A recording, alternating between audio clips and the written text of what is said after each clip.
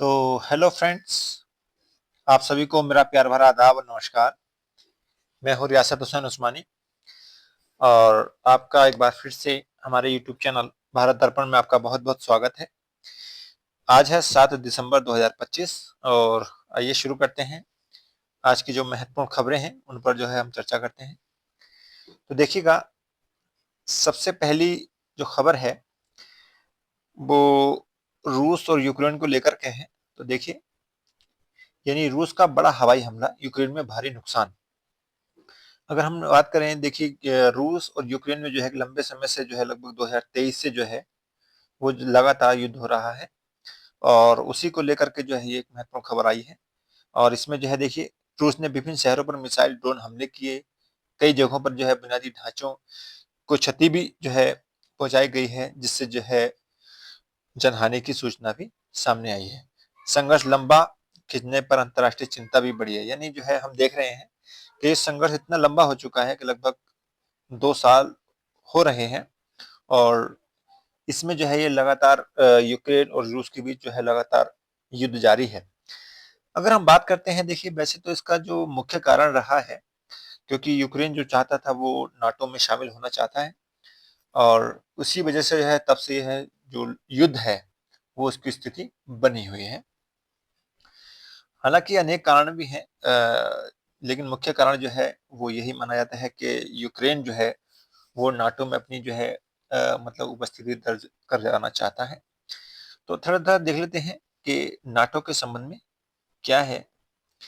देखिए, अगर हम नाटो की बात करें, तो नाटो जो है अगर इसकी फुल फॉर्म देखें तो नॉर्थ अटलांटिक ट्रीटी ऑर्गेनाइजेशन है, जिसकी स्थापना जो है 1949 में हुई थी, अगर हम बात करते हैं। अगर इसकी जो मुख्य उद्देश्य है, तो मुख्य उद्देश्यों की बात ये है कि इसमें जो जितने भी देश शामिल हैं, तो उनकी जो है राजनीतिक, आर्थिक और जो है सैन्य सहयोग में जो है ये अपनी महत्वपूर्ण भूमिका निभाता है और इसीलिए जो है यूक्रेन भी चाहता था कि इसमें शामिल हो जाए। और इसका जो मुख्यालय है वो बेल्जियम के ब्रुसेल्स में है। तो ये जो है यहाँ पर एक मुख्य खबर रही और जिससे कि हमने चर्चा की। आइए नेक्स्ट देखते हैं। नेक्स्ट हमारी खबर कि अमेरिकी सुप्रीम कोर्ट में जन्मजात नागरिकता पर सुनवाई हुई। इसमें क्या हुआ देखिएगा। अमेरिका में जन्म लेने वाले बच्चों की स्वतः नागरिकता पर कानूनी बहस हुई है और अदालत के फैसले का भविष्य में प्रवासियों पर बड़ा प्रभाव पड़ सकता है। यानी जो व्यक्ति वहां पर जन्म लेता है वही व्यक्ति वो नागरिक माना जाएगा, लेकिन उसमें भी बहुत सारे शर्तें होंगी। कौन व्यक्ति जो है जन्म से जो है वहां पर नागरिकता ग्रहण कर सकता है। तो ये एक महत्वपूर्ण खबर है अमेरिका को लेकर के। नेक्स्ट देखते हैं। देखिए, कतर क्या है। कतर का बयान है, गाजा में युद्ध विराम नहीं। अगर हम बात करते हैं कतर की, क्योंकि कतर भी जो है, कतर, ओमान, यमन और सऊदी अरेबिया, है ना। तो ये सब जो कंट्रीज हैं, बहरीन वगैरह, ये सब गल्फ कंट्रीज के नाम से जाने जाते हैं। और कतर ने बताया कि फिलहाल गाजा में पूर्ण युद्ध विराम पर सहमति नहीं बनी है और मानवीय सहायता और बातचीत की कोशिशों की चर्चा हुई है। देखिए, अगर हम बात करते हैं, जैसे कि अगर हम एशिया के मैप और थोड़ा सा देख लेते हैं, तो अगर हम एशिया को देखेंगे तो ये अगर मान के चलिए, ये हुआ हमारा, ये बनाया मैंने यहाँ पर इसराइल और फिलिस्तीन का मैप, जिसमें जो है ये है हमारा गाजा और ये है यरूशलेम और यहाँ पर जो है ये है वेस्ट बैंक के नाम से जाना जाता है। अगर हम इसके यहाँ पर आते हैं, है ना, तो ये जो ऐसे करके हमारे इस तरह से जो ये बन जाता है, ये तो इजिप्ट बन जाता है और इस तरह से जो आते हैं हमारे नीचे आकर के हमारे अरेबियन कंट्री बन जाते हैं, है ना। तो अरेबिक कंट्री में देखेंगे तो इसमें जो है कुछ शामिल हैं, जैसे मान के चलिए हम देखते हैं, ये है हमारा यमन, ओमान, है ना, UAE, Bahrain, Qatar, Saudi Arabia. तो ये कुछ कंट्रीज हैं यहाँ पर। तो इस तरह से बने हुए हैं। अब देखिएगा, जहाँ तक गाजा और वेस्ट बैंक, जो फिलिस्तीन और इजराइल का जो मतलब राजनीतिक संकट है, एक बहुत पुराना है। क्योंकि लगभग द्वितीय विश्व युद्ध के दौरान ही जो है ये शुरू हो चुका था और उसी के समय से जो है आज तक ये इसमें जो है एक मतलब कह सकते हैं मतलब पूर्ण तरीके से जो है स्थिति मतलब स्थापित हुई नहीं है ना। तो यहाँ पर ये स्थिति बनी हुई है खास तौर से। अच्छा, नेक्स्ट देखते हैं। मोदी पुतिन शिखर वार्ता राजनीतिक संतुलन का प्रदर्शन। अच्छा, इसमें अगर हम देखेंगे, क्योंकि जैसा कि हम जानते हैं कि पुतिन साहब जो है हमारे भारत में भारतीय दौरे पर आए हुए हैं, और उसी को लेकर के ये एक महत्वपूर्ण खबर है कि भारत रूस शिखर वार्ता में रक्षा, ऊर्जा और भू राजनीतिक मुद्दों पर चर्चा हुई है, और जिसमें वर्तमान अंतर्राष्ट्रीय परिस्थितियों में यह बैठक भारत की स्वतंत्र विदेश नीति का मतलब संकेत मानी गई है। क्योंकि देखिएगा जो हमारे पुतिन साहब हैं वो भारतीय राजनीतिक दौरे पर हैं, और उसमें जो है बहुत सारी चर्चाएं भी शामिल हुई हैं, और उसमें रक्षा, ऊर्जा और जो मान के चलिए हमारी जो भू राजनीतिक मुद्दे हैं उन पर गहरी चर्चा हुई है, और उसी को लेकर के ये महत्वपूर्ण खबर है। और देखते हैं कि दोनों देशों ने आपसी भरोसा और रणनीतिक साझेदारी को मजबूत करने पर सहमति जताई है। और साथ ही साथ देखिए जो है अगर इनकी बात करते हैं तो आतंकवाद पर जो है जीरो टॉलरेंस की जो नीति पर जो है, रणनीति पर जो है ये समझौता भी हुआ है कि किस तरह से जो है आतंकवाद के प्रति हमें क्या करना चाहिए। तो ये एक महत्वपूर्ण खबर रही। अच्छा, नेक्स्ट देखते हैं। पाकिस्तान अफगानिस्तान संघर्ष। देखिए, अगर पाकिस्तान और अफगानिस्तान की बात करते हैं, क्योंकि पाकिस्तान और अफगानिस्तान जो है क्योंकि एक दूसरे की सीमा को साझा करते हैं, तो ये देखिएगा कि सीमा क्षेत्र में फिर से गोलीबारी और तनाव बढ़ने की खबर है। दोनों देश एक दूसरे पर आतंकियों को बढ़ावा देने का आरोप लगाते रहे हैं, है ना। अगर हम विवाद सुलझाने की बात के लिए बातचीत की जरूरत बताई गई है ना। तो देखिएगा अगर हम बात करते हैं मैप में, तो मैप में अगर हम देखेंगे जैसा कि अगर हमने ये इंडिया बनाया है ना, तो ये तो हमारा इंडिया का जो आ जाता है हिस्सा। अच्छा, ये आ जाता है हमारा इस तरह से, ये आ जाता है पाकिस्तान, और ये जो है इसी तरह से आ जाता है हमारा, ये है अफगानिस्तान। तो ये होता है अफगानिस्तान, ये होता है पाकिस्तान, अफगानिस्तान। तो देखिएगा ये जो सीमा है, ये जो सीमा है इस तरह से, ये जो बनी हुई सीमा है, ये भारत पाक मतलब सॉरी पाकिस्तान अफगानिस्तान की सीमा है। और इस सीमा को लेकर के इसकी मतलब विवाद हमेशा रहे हैं। जैसा कि हम देखते हैं हमारे जो भारत और पाकिस्तान के बीच जो है यहाँ से लेकर के जो सीमा बनाता है, हमेशा विवाद रहा है, और मतलब इस तरह से तनाव की स्थिति तो हमेशा बनी हुई रहती है। तो यहाँ पर है ना। तो ये हम देख रहे हैं, और इसमें क्या हो रहा है देखिएगा, दोनों देश एक दूसरे पर क्या कर रहे हैं, आतंकियों को बढ़ावा देने का आरोप लगाते रहे हैं, और विवाद सुलझाने के लिए बातचीत की जरूरत बताई गई है ना। तो ये चीज है। अच्छा, नेक्स्ट देखते हैं। एक आता हमारा जलवायु परिवर्तन। देखिए, जलवायु परिवर्तन एक बहुत ही महत्वपूर्ण मतलब मुद्दा है, और जलवायु परिवर्तन जो है क्लाइमेट चेंज, जो हमारी आज की स्थिति हम देख रहे हैं, क्योंकि उसके परिवर्तन के कारण ही जो है हमारी जो पृथ्वी है उसका जो तापमान लगातार जो है बढ़ रहा है। और देख रहे हैं कि जहाँ पहले जो मौसम जो है बहुत ही मतलब कह सकते हैं कूल और ठंडा हुआ करता था, वहां भी जो है अब तापमान जो है अपनी जो गर्माहट को लिए हुए मतलब आगे बढ़ रहा है। तो उससे हम कह सकते हैं कि जलवायु परिवर्तन के कारण जो है बहुत सारे परिवर्तन देखने को मिल रहे हैं। तो उसी में से यह क्या है, तो लेख में वैश्विक तापमान वृद्धि और जलवायु परिवर्तन के खतरों को चेतावनी दी गई है, और भारत सहित दुनिया में मौसम संबंधी आपदाओं में वृद्धि को गंभीर बताया गया है। लेखक पर्यावरण विधि नीति, कार्बन उत्सर्जन नियंत्रण और जागरूकता की जरूरत बताते हैं। देखिएगा अगर हम जो हमारे जो मन के चलिए जो हम आम जनता को लें, और साथ ही साथ जो है जो यहाँ विशेषज्ञ की बात लें, अगर ये आपस में सामंजस्य बनाकर अगर इस ओर ध्यान नहीं देंगे, तो जलवायु परिवर्तन के जो नकारात्मक प्रभाव हैं वो बहुत ही मतलब घातक और भयंकर हो सकते हैं। तो ये है। देखिए, इसमें जो है 2015 में अगर हम बात करते हैं, एक महत्वपूर्ण समझौता हुआ था जिसको हम पेरिस समझौता के नाम से जानते हैं।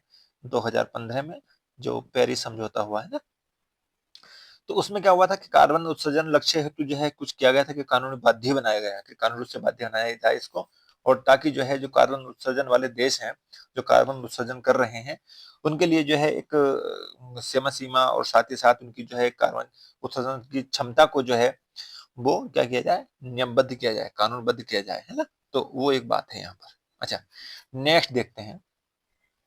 अच्छा, किसान का स्वर। किसान का स्वर यानी किसान की आवाज क्या कहती है। देखिए, किसानों की आर्थिक स्थिति, फसल कीमत और नीतिगत चुनौतियों पर चर्चा की गई है। कृषि क्षेत्र में सुधार और निवेश को आवश्यक बताया गया। लेख किसान केंद्रित नीतिगत नीतियों की जरूरत पर समाप्त होता है ना? तो ये कुछ अखबार में ऐसा लेख दिया गया था जो कि किसानों की बात किसानों के ऊपर था। जैसे कि हमने कल भी देखा था कि पंजाब में जो है जो किसान हैं वो अपनी मतलब मांगों को लेकर जो है वहाँ रेल ट्रैक पर जो है अपना धरना प्रदर्शन कर रहे हैं। तो उसको लेकर के एक विशेष मतलब लेख था ये। अच्छा, अगर हम बात करते देखिए अन्य लेख क्या है? न्यायिक सुधार का वादा। लेख में बताया कि न्यायपालिका में सुधार की मांग लंबे समय से उठती रही है और न्याय प्रक्रिया में देरी, नियुक्तियों की समस्या और पारदर्शिता की कमी को मुख्य कारण माना गया है ना? अंत में एक प्रभावी और आधुनिक न्याय की प्रणाली की आवश्यकता बताई गई है। तो ये एक लेख जो है न्याय सुधार को लेकर के था उसमें। तो यहाँ पर कुछ चीजें इसमें मतलब उजागर की गई हैं। अच्छा, नेक्स्ट देखते हैं। मनमानी की शर्मनाक कहानी, एयरलाइंस मुद्दा। देखिए एयरलाइंस मुद्दा जो है हम देख रहे हैं कुछ समय से लगातार बना हुआ है। जैसे कि इंडिगो जो फ्लाइट है उसको लेकर के, क्योंकि बहुत सारी जो वहाँ की मतलब जो हमारी इंडिगो फ्लाइट है वो कैंसिल हो चुकी है और उसको लेकर के जो है हम देख रहे हैं कि चाहे वो दिल्ली, मुंबई, कलकत्ता जहाँ भी हो, इस तरह से जो है बहुत सारी जो समस्याएं सामने आ रही हैं पैसेंजरों के लिए। तो उसमें से लेकर था। तो देखिए क्या है, लेख में घरेलू एयरलाइंस द्वारा उड़ान रद्द करने, यात्रियों को परेशान करने और नियमों का पालन न करने की समस्या उजागर की गई है। यात्रियों के अधिकारों और शिकायतों की अनदेखी पर सवाल उठाया गया है ना? तो ये है। और देखिएगा, कड़े अगर लेखक कड़े नियमन और जवाबदेही की मांग करता है, क्या कि क्योंकि हमारे जो स्थिति बनी हुई है कि इंडिगो की जो फ्लाइट है उसको मतलब बहुत सारी हमने देखी है, कई 400 लगभग 400-500 जो फ्लाइटें हैं वो कैंसिल हुई। उसकी वजह से जो है पैसेंजरों को कितना मतलब कह सकते हैं मतलब परेशानी का सामना करना पड़ रहा है। तो उसको लेकर के ये खबर है। अच्छा, नेक्स्ट देखते हैं। अपर्णा सेन की सिनेमा दृष्टि। लेखिका व फिल्मकार अपर्णा सेन की सिनेमा का परिचय दिया गया है। उनकी फिल्मों को लेकर ये एक लेख है। उनकी फिल्मों को लेकर जो है सामाजिक मुद्दों, महिला दृष्टिकोण और मानवीय भावनाओं की अभिव्यक्तियों को प्रमुख बताया गया है। लेखक की निष्कर्ष देता है कि अपर्णा सेन भारतीय सिनेमा में एक स्वतंत्र और प्रखर आवाज है। तो ये अपर्णा सेन की जो प्रमुख सिनेमा दृष्टि है उसकी बात की गई थी। अच्छा देखिए, गुलजार साहिब अब साहिल लुधियानवी और की बातों को लेकर के कुछ जो है यहाँ पर चर्चा की गई है। मैं हूं मैं रहूंगा, गुलजार साहिब। यह लेख प्रसिद्ध शायर शाहिल लुधियानवी की रचनाओं और व्यक्तित्व पर आधारित है और इसमें उनकी कविताओं में प्रेम, समाज और विद्रोही स्वर की चर्चा की गई है ना? लेखक उन्हीं उन्हें हिंदी उर्दू साहित्य की अनूठी आवाज के रूप में स्थापित करता है। तो ये एक विशेष लेख था। मतलब एक कह सकते हैं लेखक के संदर्भ में। अच्छा, नेक्स्ट देखते हैं। नेक्स्ट हमारा इतिहास की त्रासदी में भारतीय संविधान है ना? क्या है भारतीय संविधान? द्वितीय विश्व युद्ध में भारत की भूमिका तथा भारतीय सैनिकों के योगदान का वर्णन किया गया है। और लेखक बताता है कि भारतीय सैनिकों को कठिन परिस्थितियों में लड़ना पड़ा, लेकिन उनकी वीरता को विश्व इतिहास में पर्याप्त साथ नहीं मिला।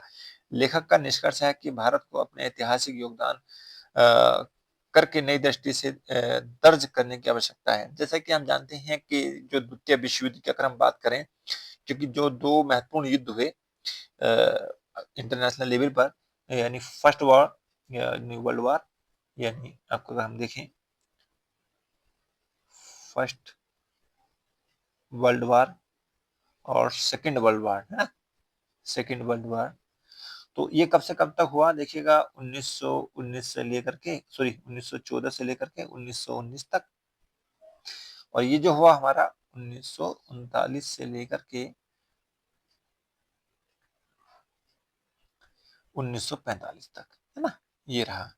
देखिए अगर हम बात करें इसमें जो महत्व, अगर हम पहले हम प्रथम विश्व युद्ध की बात कर लेते हैं, तो प्रथम विश्व युद्ध जो है जो शुरू हुआ उसको जो मुख्य कारण रहा था, जैसा कि हमने देखा था कि उसमें जो है ऑस्ट्रेलिया के जो मतलब राजकुमार थे, प्रिंस थे, उनकी जो है हत्या कर दी गई थी और जो तत्कालिक कारण के रूप में जाना जाता है। हालांकि बहुत सी घटनाएं जो है पहले ही घट चुकी हैं उसके संदर्भ में, जैसे मोरक्को संकट हुआ या इस तरह से जो जापान में और अमेरिका में ये युद्ध हुआ था, तो उसमें उसके परिप्रेक्ष्य में भी जो है ये युद्ध हुआ। और इसमें जो है दो गुट थे, एक में जो है कह सकते हैं मित्र राष्ट्र और दूसरी तरफ जो है ध्रुवीय राष्ट्र थे। मित्र राष्ट्र में जो है इंग्लैंड, रूस, जापान और अमेरिका थे, जबकि जो है ध्रुवीय राष्ट्र की अगर हम बात करते हैं जिसमें जर्मनी, ऑस्ट्रिया, हंगरी और इस तरह से इटली बने हुए थे।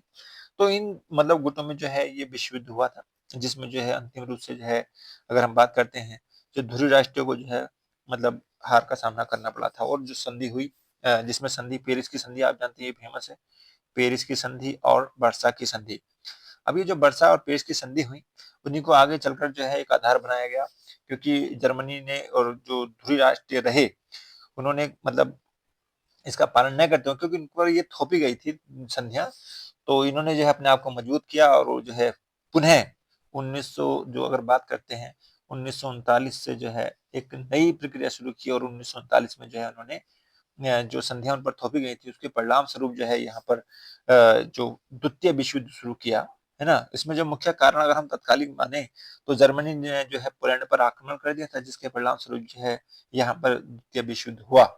और इसमें जो है वही मित्र राष्ट्रीय जो है एक और रहे और ध्रुवीय राष्ट्रीय जो है दूसरी ओर रहे। लेकिन यहाँ पर जापान की अगर हम बात करते हैं तो जापान जो है यहाँ से मतलब जो मित्र राष्ट्र से ध्रुवीय राष्ट्रों की तरफ आ गया, और इस तरह से जो है दोनों गुटों में ये विश्व युद्ध छिड़ा।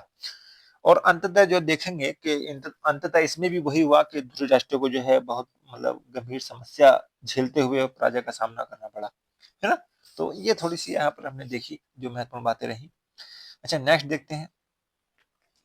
अगर हम बात करते हैं सनातन के विरुद्ध षड्यंत्र, एक लेख है कि मतलब जो है सनातन के विरुद्ध लेख षड्यंत्र में, क्या लेख में सनातन संस्कृति पर हो रहे वैचारिक हमलों का विश्लेषण है। बताया गया है कि सनातन विचारधारा को विभाजित करने या तोड़कर प्रस्तुत करने की कोशिश होती रही है, और अंत में जो है लेखक संस्कृति की रक्षा हेतु जागरूकता और अध्ययन की मतलब जरूरत बताता है ना।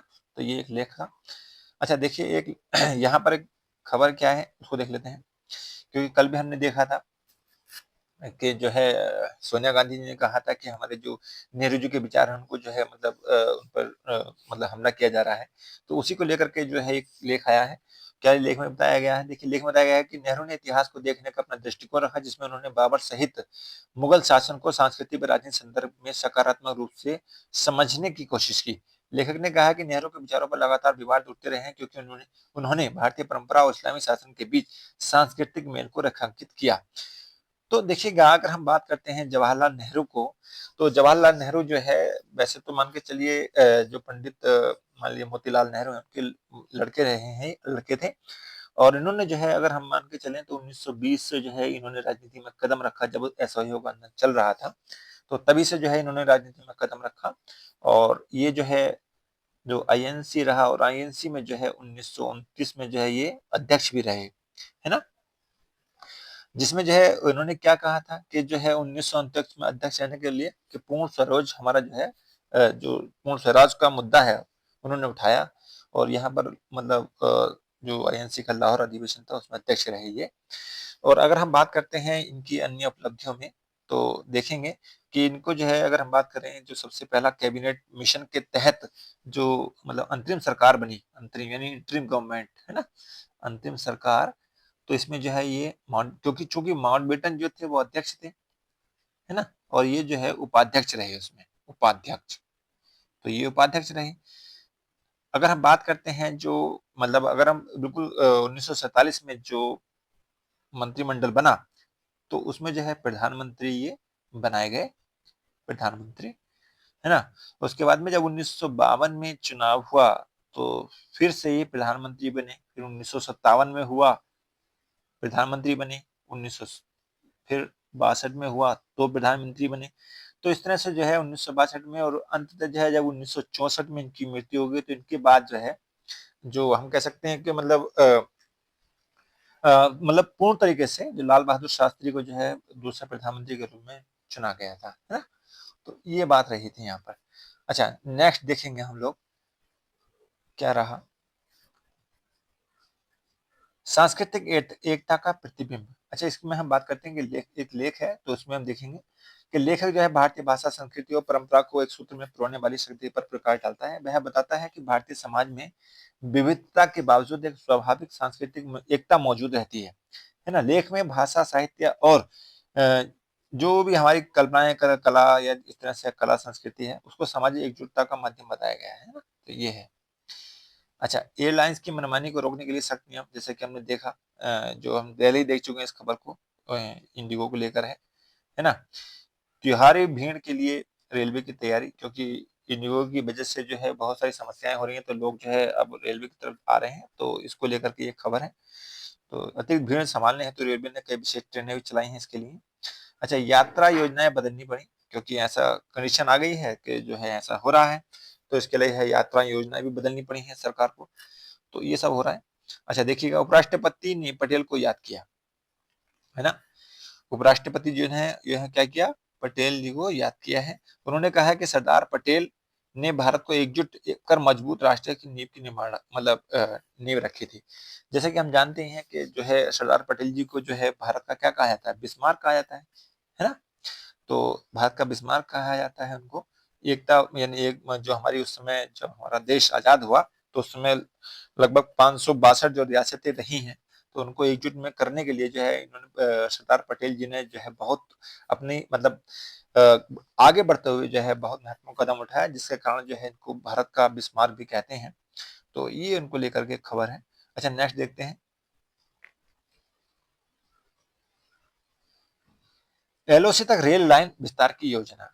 देखिए जो हमारी अगर हम बात करते हैं, अगर इस तरह से कनेक्टिविटी को बढ़ाने के लिए अगर सरकार काम कर रही है, तो ये बहुत ही हमारे लिए मतलब भारतवासियों के लिए बहुत ही मतलब कह सकते हैं अच्छा कदम होगा।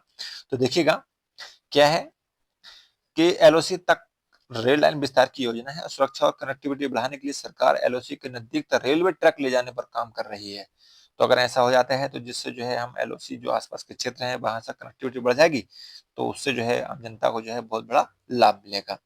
तो देखिएगा अगर हम बात करते हैं, ये अगर हम थोड़ा सा देख लेते हैं, ये है हमारा, इस तरह से अगर हम बात करें, ये अभी इस तरह से जो है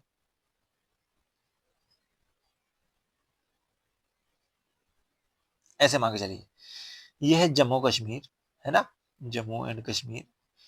ये है हमारा पंजाब, ये है हमारा हिमाचल, और ये है हमारा लद्दाख, है ना। तो देखिएगा अगर हम बात करते हैं, दो चीजें सामने निकल कर आती हैं हमारे, ऐसे करके जो इस तरह से, है ना। तो अगर ये बात करते हैं, ये क्षेत्र जो है, ये इसको कहते हैं अक्साई चीन। अक्साई चीन मतलब ये ऐसा क्षेत्र है जो चीन के कब्जे में है ना। तो ये चीन के कब्जे में है ना। और ये जो है देखिएगा, अगर हम बात करें, ये किसके कब्जे में है जी, ये है पाकिस्तान के कब्जे में, है ना। तो पाकिस्तान के कब्जे में है, तो अगर हम उसकी बात करते हैं,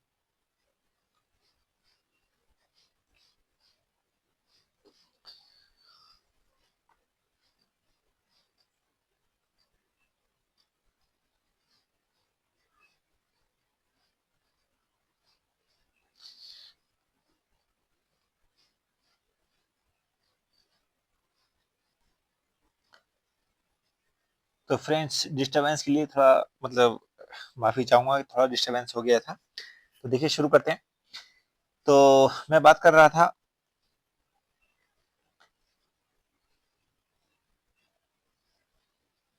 जम्मू कश्मीर ये है हमारा, है ना।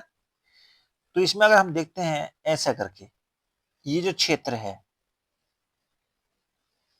ये जो क्षेत्र है, ये हमारा कहता है पीओके, है ना। और ये जो क्षेत्र है, ये वाला क्षेत्र, ये कहलाता है हमारा अक्साई चीन, है ना।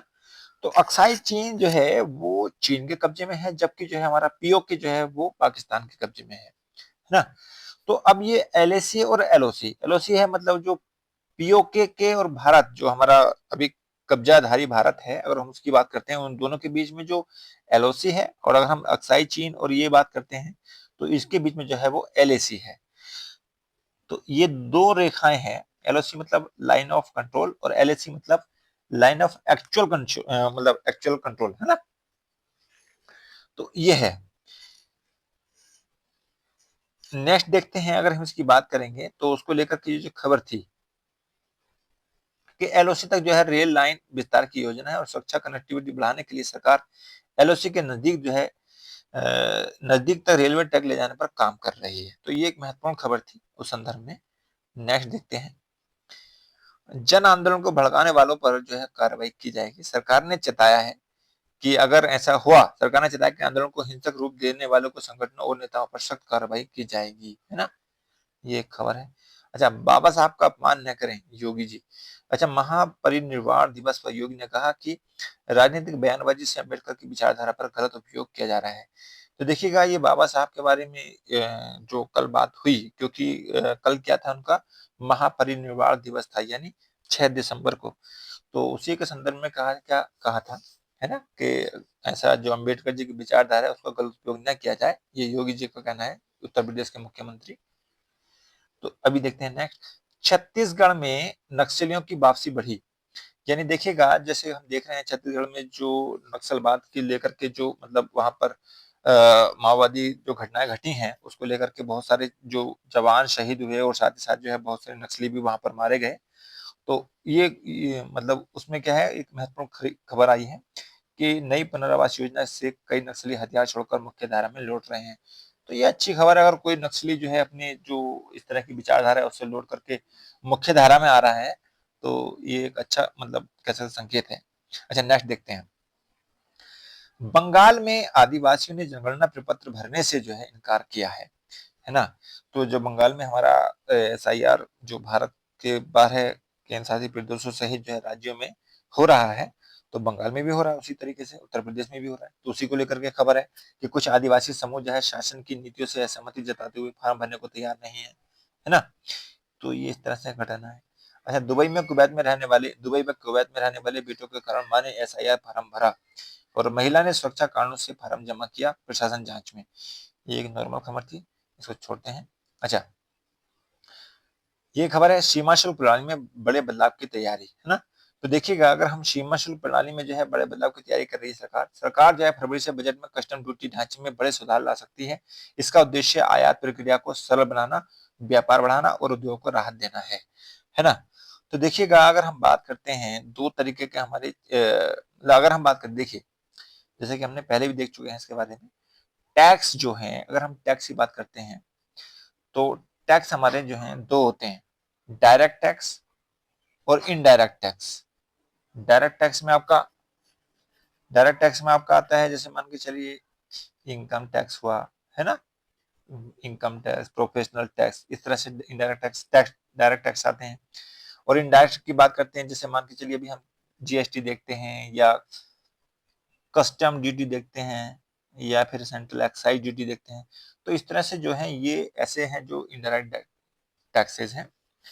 अगर हम इसमें देखें, यहाँ पर अगर हम इनडायरेक्ट टैक्स की बात करें, तो यहाँ इनडायरेक्ट टैक्स में जो मुख्यतः आते हैं, तो एक तो आता है एक्साइज ड्यूटी और दूसरा आता है हमारा कस्टम ड्यूटी, है ना।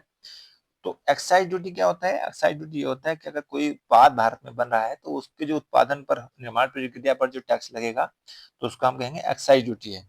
अगर हम बात करते हैं जो कस्टम ड्यूटी है, तो वो क्या होता है, वो अगर कोई वस्तु, सामान, उत्पाद जो है, उत्पाद को अगर हम बाहर भेजते हैं, यानी उसको देश से आयात या निर्यात किसी अन्य देश से करते हैं, तो उस संदर्भ में जो है वो कस्टम ड्यूटी जो है इस्तेमाल की जाती है ना। तो ये होता है।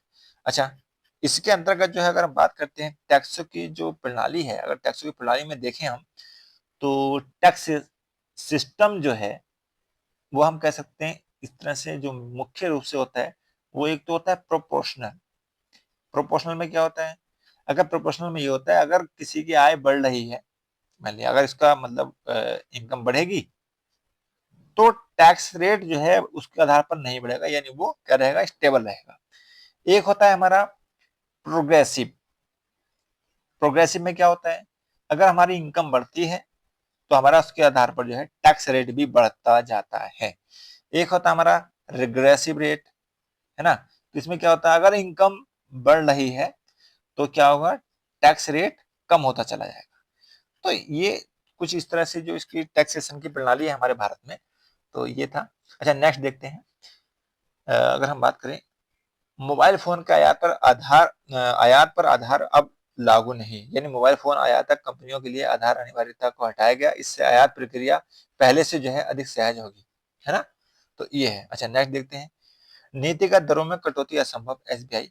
जैसे कि हमने देखते हैं, कल भी हमने देखा था कि जो हमारी जो मौद्रिक नीति है उसके तहत जो मतलब मुख्यतः चर्चा में रहती हैं, तो जैसे मान के चलिए एक होती है हमारी CRR, है ना, एक होती है SLR, जैसे हमने कल भी बताया था कि अगर कोई बैंक जो मतलब कॉमर्शियल बैंक है, जब आरबीआई के पास अपना जो कैश रिजर्व माने रिजर्व के रूप में रखती है तो हम CRR कहते हैं, यानी कैश रिजर्व रेशियो।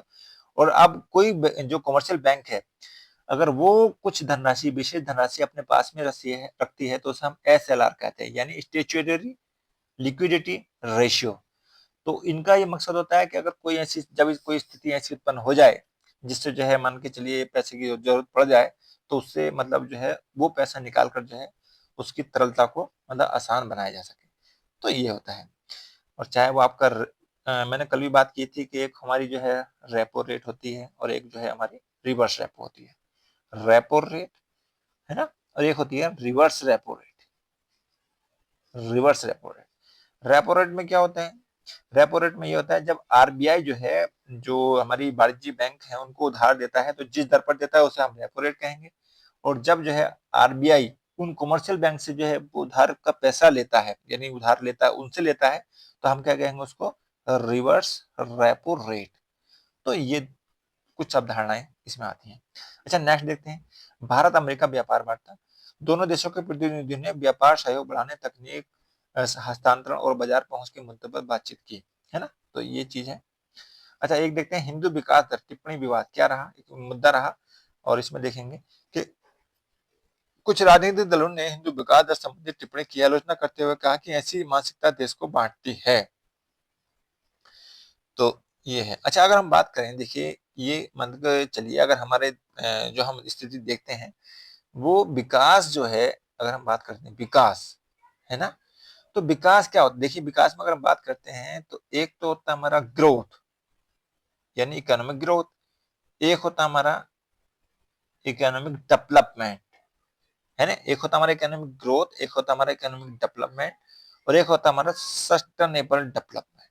तीन अवधारणा हम देखते हैं। ग्रोथ जो होता है, इकोनॉमिक ग्रोथ का मतलब होता है कि अगर आपकी गुड्स और जो सर्विसेज हैं उसमें जो है अगर आपकी मतलब प्रोग्रेसिव हो रही है, मतलब उसका जो है बढ़ोतरी हो रही है, इंक्रीमेंट हो रहा है, तो हम कहेंगे उसको जो है वो इकोनॉमिक ग्रोथ है। अगर हमारे साथ में जो है गुड्स एंड सर्विसेज के साथ साथ जो अगर मानवीय विकास यानी ह्यूमन जो डेवलपमेंट है उसका भी ह्यूमन डेवलपमेंट हो रहा है, तो हम कहेंगे उसको ये इकोनॉमिक डेवलपमेंट है ना। जब इकोनॉमिक डेवलपमेंट इस तरह से हो कि इसको पर्यावरण को भी ध्यान में रखा जाए, यानी एनवायरमेंट को भी अगर ध्यान में रखा जाता है, तो उसे हम कहते हैं सस्टेनेबल डेवलपमेंट। तो ये कुछ अवधारणाएं हैं, तो इसको हमें देख लेना चाहिए। अच्छा, नेक्स्ट देखते हैं, संविधान से समाजवाद शब्द की बहस। देखिए संसद में संविधान की प्रस्तावना से समाजवादी शब्द हटाने पर बहस छिड़ी हुई है। कई दल इसके विरोध में है ना। अब कुछ दल कह रहे हैं कि इसको जो है समाजवाद शब्द को जो है हटा देना चाहिए, और कुछ दल कह रहे हैं कि नहीं ऐसा नहीं होना चाहिए। भाई समाजवाद तो हमारी जो भारतीय मतलब कह सकते हैं भारतीय जो प्रणाली है उसका मुख्य आधार है। अभी हम देखेंगे कि अगर हम मान के चलिए अगर संविधान की नजर से देखते हैं तो 1976 की अगर हम बात करें, तो ये 42वां संविधान संशोधन जो हुआ उसके तहत जो है 3 शब्द जोड़े गए थे मुख्य रूप से, जो हम कह सकते हैं। तो कौन सा था? एक तो था समाजवाद यानी सोशलिस्ट, और एक कौन सा था हमारा पंथ निरपेक्ष यानी हमारा सेक्युलर, और तीसरा कौन सा था हमारा अखंडता यानी इंटेग्रिटी, है ना। तो ये 3 शब्द जो जोड़े गए थे। अब इसमें जो है समाजवाद को जो है कुछ लोग कह रहे हैं कि इसको जो है हटा देना चाहिए। लेकिन अगर भाई मूल मान के चलिए हमारी जो भारतीय प्रणाली है, जो हमारे आर्थिक विकास की प्रणाली, इसको किस प्रकार से जो है किया जाए तो समाज को तो मेन मुख्य धारा में रखा जाएगा, तो उसको कैसे इसको मतलब हटाया जाए। तो ये जो है कुछ दल उसको हटाने के पक्ष में और कुछ दल जो है उसको विरोध में है। तो ऐसी मतलब स्थिति बनी हुई है। तो ये है ना। तो नेक्स्ट देखते हैं। अच्छा, सुप्रीम कोर्ट का संदेश देखते हैं। सीजीआई ने कहा है कि सुप्रीम कोर्ट के लिए है और न्यायपालिका को मजबूत करने हेतु सुधार जरूरी है। तो ये देखते कोई मतलब ज्यादा इंपॉर्टेंट तो नहीं है, लेकिन चलिए। भारतीय सेना को नई मशीन गनें, भारत जल्द 4000 नई लाइट मशीन गन खरीदेगा, जो और रक्षा उत्पादन जो उत्पादन है बढ़ाने पर जोर देगा, है ना। शिकायत समाधान तंत्र, नया ई सिस्टम अधिकारियों की जिम्मेदारी तय करेगा और शिकायत समाधान पहले से अधिक आसान होगा, क्योंकि हमारा कोई भी है ई सिस्टम जो है अगर हम मान लीजिए इलेक्ट्रॉनिक माध्यम से जो है उसको हम यूज़ करते हैं तो समाधान जो है उसका शिकायत समाधान हो या उसकी जो तंत्र की प्रणाली है वो अच्छी काम करेगी। तो यहाँ पर ऐसा कहा गया है। अच्छा, गंगा जीव संरक्षण। गंगा में दुर्लभ प्रजातियों की संरक्षण के लिए तकनीक आधारित निगरानी सेंसर और कैमरा सिस्टम लगाए जा रहे हैं। देखिएगा गंगा में जैसे कि मान के चलिए बहुत सारे जीव वहाँ पर निवास करते हैं जिसमें जो है गंगा डॉल्फिन मुख्य है और वहाँ पर जो है कुछ कछुए भी हमारे हैं जो यमुना के आसपास जो है नजर आते हैं। तो वहाँ पर भी देखते हैं तो उनके जो है जीवों का संरक्षण को जो है महत्वपूर्ण मतलब प्रणाली पर जो है जोर दिया जाए, तकनीकी अपनाई जाए जिससे जो है उसको मतलब आसान बनाया जाए और प्रभावी बनाया जाए, है ना? तो ये है। देखिए ये खबर है इंडिगो के एयरलाइंस को लेकर के पहले हम कर चुके हैं इसे। बंगाल की राजनीति धर्म विवाद। बंगाल में रबी मजारिस कार्यक्रमों को लेकर भाजपा व टीएमसी में आरोप प्रत्यारोप। ये कुछ है जो बेड बैंक की नीति पर आधारित है। अच्छा, एक ये नई चीज है कि किशोर मामलों में निपटान में जो किशोर मामलों के निपटान है उसमें उत्तराखंड आगे है और किशोर न्यायालय मामलों के निपटान में उत्तराखंड की दर जो है 73.7% रही, जो देश में सबसे बेहतर है। दिल्ली और हरियाणा से पीछे है। तो ये है। तो देखिए नेक्स्ट, लाल किले धमाके के दोषियों पर टिप्पणी। भारतीय प्रतिनिधि ने संयुक्त राष्ट्र से आग्रह किया है कि आतंकी मामलों को में दोषियों की सख्त सजा सुनिश्चित करने में सहयोग करें। अब ये देखिएगा जो भारत अमेरिका संबंध है, ये हम पहले देख चुके हैं, इसमें कोई ऐसी बात नहीं है। सरकार ने डीप फेक को नियंत्रित करने के लिए नया विधेयक लोकसभा में पेश किया है जिसमें ऑनलाइन गलत सूचना पर सख्त प्रावधान किया जाएगा। देखिए अगर मान के चलिए कोई भी इस तरह की जो चाहे वो डीप फेक हो, डीप न्यूज मतलब फेक न्यूज हो, तो इस तरह से अगर जो है मतलब जो मानवीय तंत्र पर जो है उसका गलत प्रभाव पड़ता है, तो ऐसे तंत्र को रोकने के लिए अगर कानून जो है बनाया जाए तो बेहतर होगा। तो ये इसको लेकर के एक खबर है ना? पुणे छावनी भूमि विवाद। ये कोई ज्यादा इंपोर्टेंट है नहीं। बिहार नीति से जुड़ा मुद्दा। अच्छा ये देखते हैं क्या है। नित्यानंद राय ने कहा है कि बिहार के लोग अब लालू परिवार पर भरोसा नहीं करते। उन्होंने राज्य सरकार पर अव्यवस्था फैलाने का आरोप लगाया है। ये एक राजनीतिक खबर है। इसको छोड़ देते हैं, ज्यादा चर्चा नहीं करेंगे। माता वैष्णो देवी यात्रा। श्रद्धालुओं की बढ़ती संख्या के कारण जो है अब यात्रियों के लिए 24 घंटे पंजीकरण अनिवार्य कर दिया जाएगा। सुरक्षा और सुविधा बढ़ाने हेतु कदम उठाएंगे। तो ये जो है मतलब जो यात्रा है माता वैष्णो देवी की यात्रा को लेकर के, उनकी सुरक्षा को लेकर के एक महत्वपूर्ण खबर है। अच्छा नेक्स्ट देते हैं, नेपाल सीमा पर खतरा। नेपाल में अवैध खनन के कारण भारत की सीमा के पास भूमि जो धंसने की समस्या बढ़ रही है, इससे भारतीय गांव प्रभावित हो रहे हैं। तो देखिएगा अगर हम बात करते हैं यहाँ से अगर हम शुरू करें तो ये है हमारा जम्मू कश्मीर और ये है सिक्किम का पार्ट, ये सिक्किम है।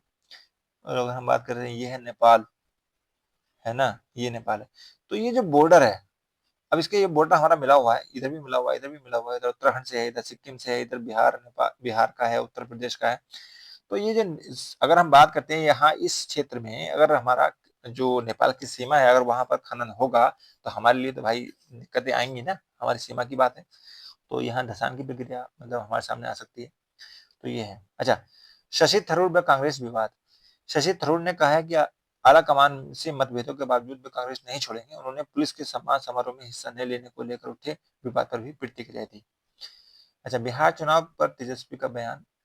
ये कुछ मतलब राजनीतिक है, कोई बात नहीं, छोड़ देते हैं इसको। इस्लामी धर्मगुरुओं गुरुओं की बैठक। ये भी कोई ऐसी इम्पोर्टेंट खबर है नहीं। अच्छा, ममता बनर्जी का वक्तव्य क्या है? ममता ने कहा कि सांप्रदायिक राजनीति के खिलाफ उनकी लड़ाई जारी रहेगी। उन्होंने विपक्ष पर धर्म के नाम पर राजनीति करने का आरोप लगाया है। तो देखिएगा ये कुछ चीजें हमने महत्वपूर्ण देखी जो मुख्य खबर रही। तो मैं आशा करता हूँ कि जो है आपको ये जो हमने जो आज की खबर रही है बहुत मतलब लाभकारी होंगी। तो इसका लाभ जो है आगे अन्य लोगों को मिले, इसके लिए आप जो है हमारे जो ये वीडियो है इसको शेयर भी करते रहें साथ ही साथ। और मैं चाहूंगा कि आप जो है हमारी जो आने वाली वीडियो है उनसे जो है अवगत रहें और आपकी जो ये सूचना है उसको मिल जाए। तो इसके लिए जो है हमारे यूट्यूब चैनल भारत धर्मों को जो है सब्सक्राइब भी कर लें। तो आज के लिए बस इतना ही। जय हिंद, जय भारत, धन्यवाद।